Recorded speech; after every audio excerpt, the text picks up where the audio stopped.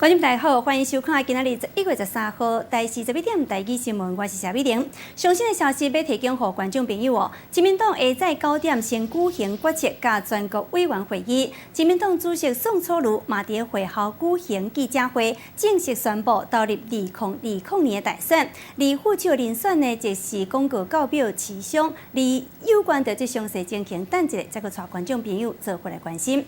另外呢，是其他的这个社会消息咯。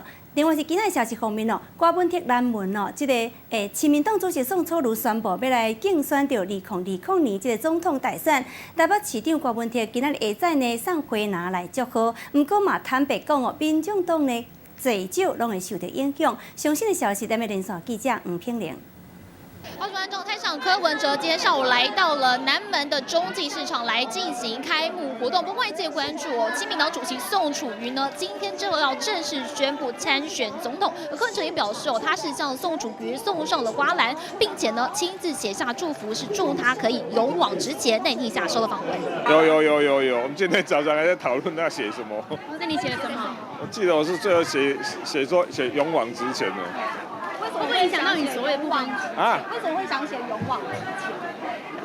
那既然要选了，就勇往直前了，是吧？对啊，这也是就是勇往直前了。我觉得还不，我想不出更好。他们有各种，我说叫那个媒体组说啊，你们写个那个哦，要放在那个送的那个字条上面嘛，这写不出来，最好自己写勇往直前的嘛。你写这一句的时候会觉得蛮酸的，因为其实你们都是两个第三势力嘛，会不会影响到不分区的选票？多多少少都会啦，不过不要紧的，这每个人因为这个参政是每个人的权利嘛，所以我们还是祝福啊。现在有传出郭台铭他有把刘宥彤跟蔡清瑜放在亲民党的不分区，会不会觉得就是郭董现在是在双压吧？